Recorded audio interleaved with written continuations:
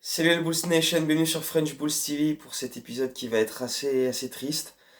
Déjà parce qu'on n'a pas gagné un match jusqu'ici en 2020, 5 défaites en 5 matchs. On le savait parce que le calendrier devenait de plus en plus compliqué, on était prévenus, on affrontait des gros, et puis il s'est passé ce qui s'est logiquement passé, quoi. On a pris des défaites, même si il y a eu des matchs où on était là contre Utah, etc., où on a bien lutté jusqu'au bout, encore et toujours le même scénario. Sauf qu'on arrive à la mi-saison et toujours pareil, quoi. Voilà, on est là, on lutte, et puis on bousille les fins de match, et puis voilà, quoi, on continue à se faire déglinguer. Et en plus, et ben maintenant, Wendell Carter Jr. est blessé, et ça c'est la vraie grosse tuile, parce que pour moi, c'est tout simplement le joueur le plus régulier cette saison jusqu'ici, voire le meilleur joueur tout court de la saison, parce que bah, Markkanen, Lavine, tout ça, ils ont assez mal débuté. Sont montés en puissance par la suite, mais c'est vrai qu'au début c'était assez laborieux.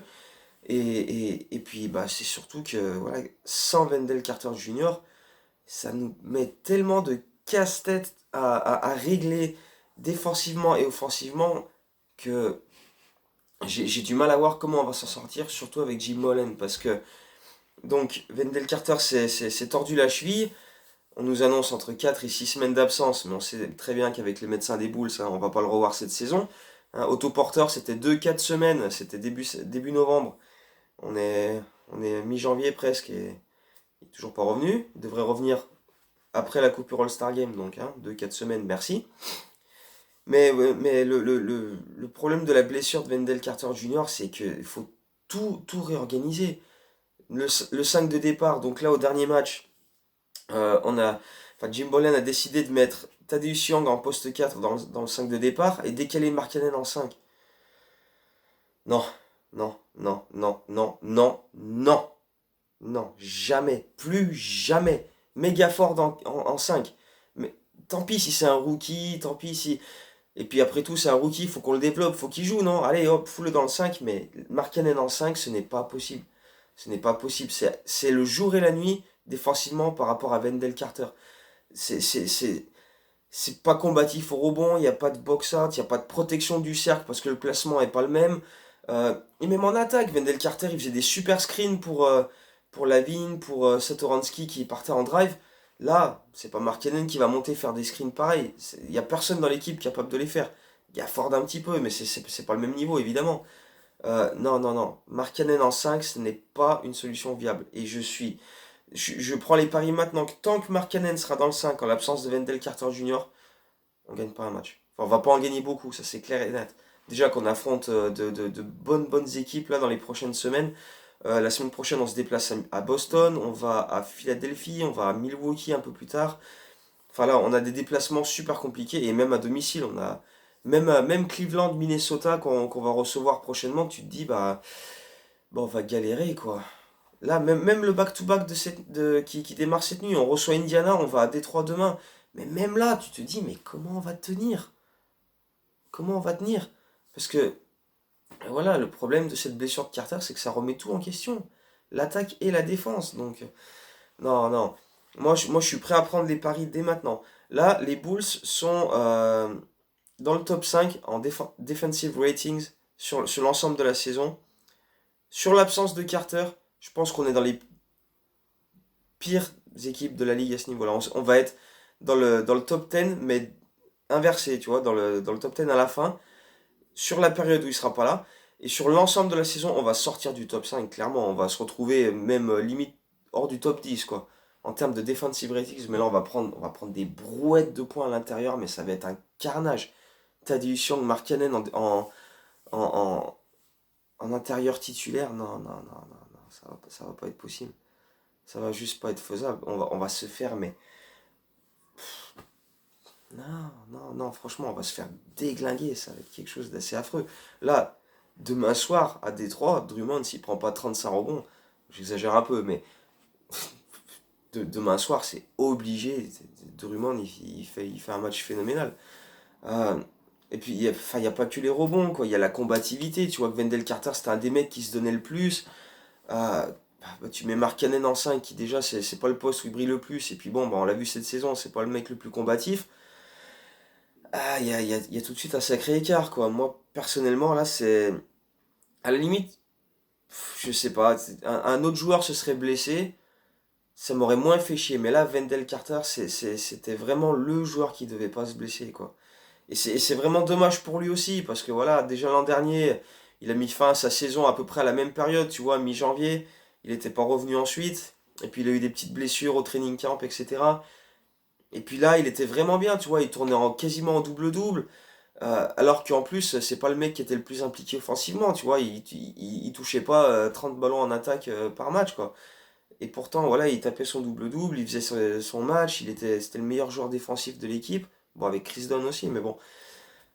Non, là, ça fait trop de choses à remettre en place en son absence pour qu'on puisse en sortir. Surtout avec Bolen qui va continuer d'aligner Tadeusz Young dans le 5 de départ parce que voilà, monsieur a pleuré pour son temps de jeu il y a un mois de ça. Donc maintenant, c'est l'opportunité de lui filer du temps de jeu pour qu'il ferme un peu sa gueule.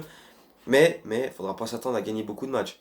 Moi, je suis désolé, mais Tadeusz Young, Markkanen en intérieur titulaire, ça peut pas. C'est pas complémentaire, ça peut pas le faire. Et puis, c'est pas assez hargneux, solide, quoi. Enfin, non, ça va pas le faire, ça va pas le faire. Donc ouais, là je suis vraiment dévasté par par cette blessure parce que bah déjà qu'on gagnait pas avec Wendell Carter Jr., mais alors sans lui ça va être mission impossible, quoi. Là on est à 13-25.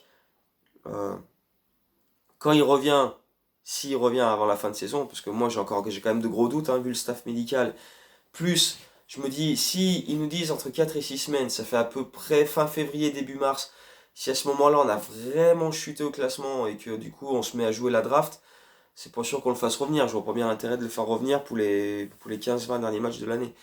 Donc, si il revient, Wendell Carter Jr., je pense qu'à ce moment-là, notre bilan il sera vraiment pas fameux. Déjà que là, hein, il est pas franchement terrible. Mais je pense que ouais, ça va être là. Là, j'ai vraiment du mal à envisager quoi que ce soit de positif pour la suite de la saison pour nos Bulls. Là, faut vraiment que soit il y a un éclair de génie et on change quelque chose, ne serait-ce que mais va expliquer à Tadeusz Young, non mais on te sort du 5 pour mettre le rookie parce que bah c'est mieux quoi. Et Tadeusz Young il va faire, mais vous êtes fou. Mais ouais, mais hey, grand, ouvre les yeux et tu verras que c'est la meilleure solution. Donc si on veut encore essayer d'être compétitif et d'essayer de gagner des matchs, bah faut que Gafford y joue plus. C'est con, mais c'est comme ça, c'est le rookie, mais voilà, c'est toujours est-il que c'est lui qui a le plus d'impact. Alors voilà, et puis après, ben, le problème c'est que qui tu mets en poste 5 en sortant du banc, ben, va falloir rappeler Felicio ou Cornet. Et donc tu vois, voilà, il n'y a pas de bonne solution parce que même si tu règles le problème du 5 de départ, ben, sur le banc, donc à moins que Gafford joue 48 minutes par match, hein, mais bon. Voilà, et puis non, puis voilà, c'est une équipe des Bulls qui tout au long de la saison, dès qu'il y a eu la moindre difficulté, elle s'est écroulée, tu vois, dans les matchs, hop, tu prends un run de 10 points, hop, ça y est, tu sais plus où t'es, ah, c'est le quatrième quart-temps, on a 4 points de retard, ça y est, on est perdu, on sait plus quoi faire. Et bah là, voilà, on a Carter en moins, donc grosse difficulté, hein, là, pour le coup, mais voilà, on va s'écrouler, parce qu'on n'a pas de mental, on n'a pas de couilles, et puis, enfin voilà, moi, là, franchement...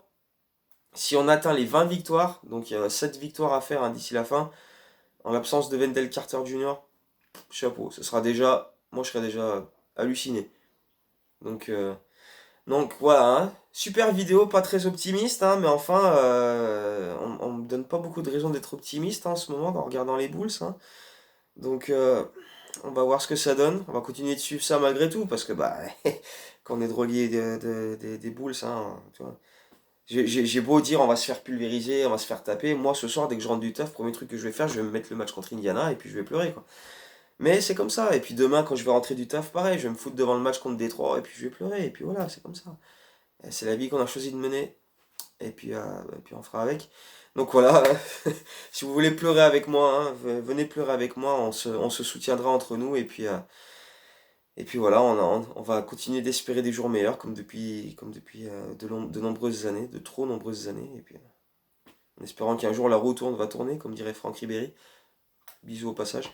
Et puis voilà, on va suivre tout ça. Donc voilà, c'est le moment de se serrer les coudes et d'être derrière cette équipe parce que ils vont en avoir bien besoin. Donc voilà, à très bientôt pour une prochaine vidéo, et d'ici là, bah, les likes, des commentaires, dites-moi ce que vous en pensez, qu'est-ce que vous feriez, vous, comme, pour solutionner l'absence de Carter? Est-ce que ça passerait par un trad, peut-être, essayer de voilà, récupérer un intérieur avec un trad? Est-ce qu'on on laisse comme ça jusqu'à la fin de saison pour jouer la draft? Parce que j'ai horreur de dire tanking, parce que c'est un mot qui ça me rend malade.